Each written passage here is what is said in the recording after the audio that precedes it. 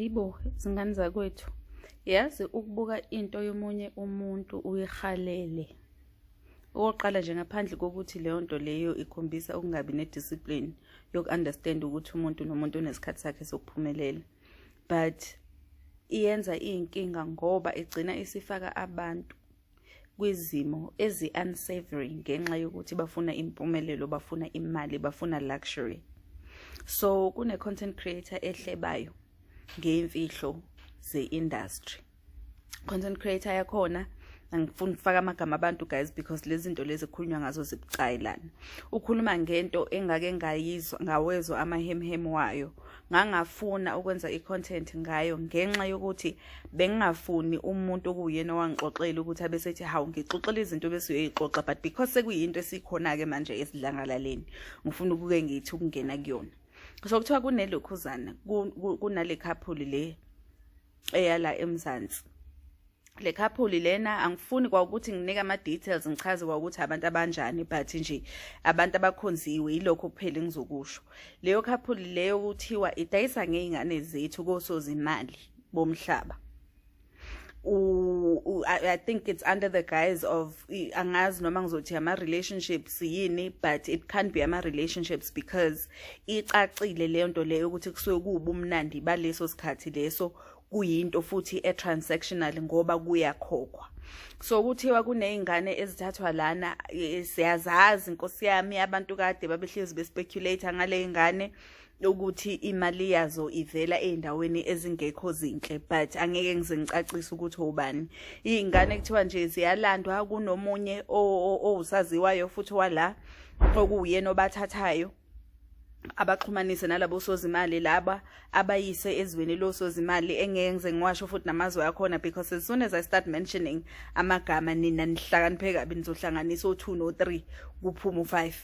Manje ke kuthiwa uyahamba ke lo usaziwayo womlisa ahambe nalezi zamantombazane ayihambise lapho, uyena ofike abe responsible for ukuthi iyabhukhwa indawo, uyena ofike abe responsible for ilokhuzana ukuthi imali kukhokhwa malini for intombazane lena, akubhukhwe ifloor yonke yehotela ukuze lowo sozimali osukezile lapho kungabibikho abantu abazobona, kungabibikho into ema-associate nokubhukhwa kwaleyo floor.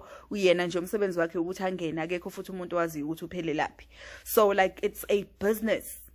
I-business futhi ethrivayo and iyasabisa ngoba kuthiwa kwezinye ezikhathi ingane lezi zigcina sezingasathandi ukuya lapho ezisuke ziyiswa khona. Yebo initially basuke kuyinto ebeyisivumelano ukusayinwa ama-contracts. I-serious, mangithi business eli-serious kusayinwa iy'nkontilaki yinto e-serious. But ngisho sebeshintsha umqondo sekuwukuthi abasafuni imali uma ngabe isingenile ayisekho futhi into ongayenza lapho. Nayi ke enye into ke kuthiwa ke kunesayidi ke labesilisa kulo lolu hwebo lolu lwabantu olusabisayo.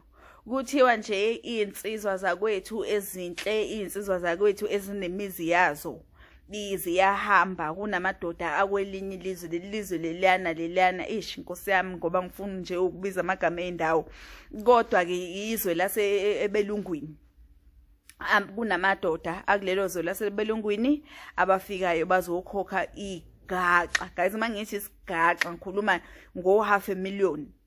Kuthiwa niwogada amadoda enu uma ngabe kuthiwa ayahamba aya kwi-boys trip. Kuthiwa lawo ma-boys trip lawo kusuke amadoda enu eyogotshiswa amanye amadoda. So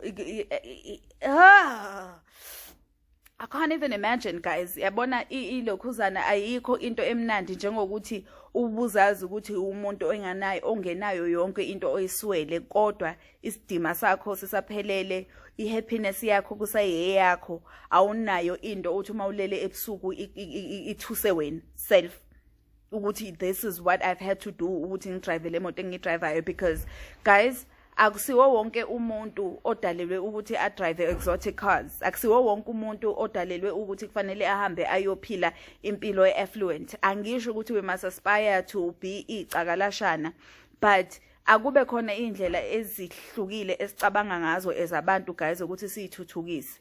ukufukuza kwakho guys iyona nto ekwenza ukuthi ngisho usuthola umvuzo womfukuzo wakho i-fulfillment oyitholayo lapho is something ongeke uzuyiqalanise nalutho wena mawusuzazi ukuthi awufukuzi uyalinda lowo once a month ngoba kuthiwa lamadoda lawa kuba yilokhuzana lokhuzana boys trip about 6 times a year abanye once a month I guess kuya ngegrade yabantu kuya nane schedule yalabantu laba bafika bazothenga ngoba phela bayathenga laba abamhlophe abasuka lapha yana.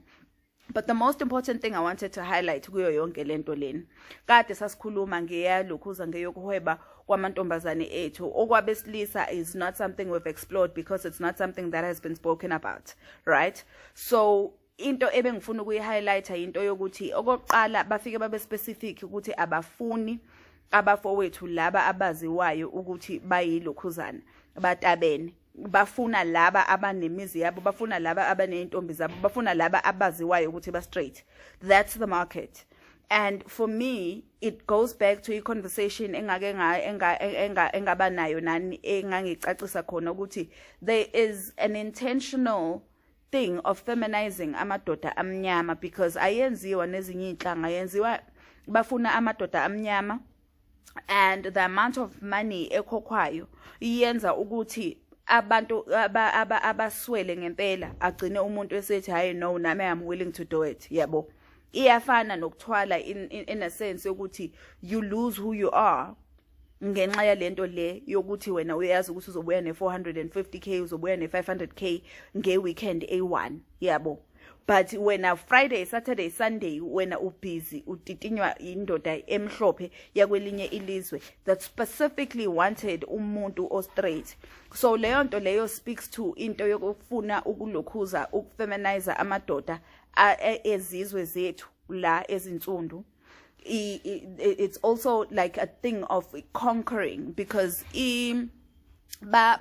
kunale obsession lena even the Romans babe nayo leyo nto leyo ukuthi uma ngabe befika endaweni namanye amalokhuzana inhlanga ezimhlophe ezazithi masihamba ziye endaweni to pillage to conquer babe khona ababe intentional ukuthi baqonde amadoda amakhaya ukuze bezokwazi ukuthi isizwe sonke sisidifithile or isigodi sonke sisidifithile ngokuthi sifike sadlwengula amadoda a straight babengayifuni nje ilokhuzana indaba yamadoda abonakalayo ukuthi a soft amadoda abonakalayo ukuthi vele this is the lifestyle. So that's the kind of thing abayiphushayo namanje. It is wanting to conquer, it is wanting to ugoba ilokhuzana insika zezwe.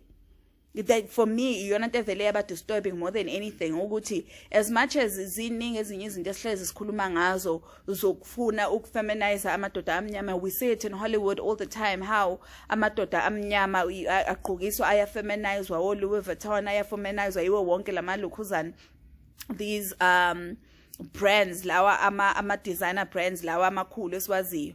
It is not just into yokuthi it's a fashion statement they are breaking the norms and whatever excuse abahlezi beyenza. It is very specific to ukuthi sifuna ukuthi abantu abamnyama bayiyeke or iphume kubona lento amadoda amnyama iphume kubona lento yabo yokuthi they are protectors, they are strong yabona nje yonke into esiyaziyo thina ngeinsizwa zethu ezinsundu.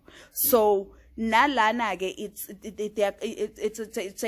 a faction of the same organization ukuthi sifuna ukubagoba sifuna ukuyiqeda lento kubona ukuyitshela ukuthi they can go against us and vele bona bayaziwa ukuthi imkhuba ephambene nelokhuzana nature and ningangizwa kabi engazuthi ngithi mhlambe ku unnatural ukuba ilokhuzana esitabane sengisho ukuthi eyokuthi utarget umuntu omaziyo ukuthi akasona it's going against their nature ukumheha ngale igaxa zeimali it's going against their nature because you are essentially telling people ukuthi they must throw away yonke into abayaziyo yonke into abayisabayo yonke into abazigqaja ngayo ngenxa yokuthi usubanike le mali and the countries that they target ama countries vele who are struggling economically, which is why it becomes easy for these people to prey on lamadoda lawa.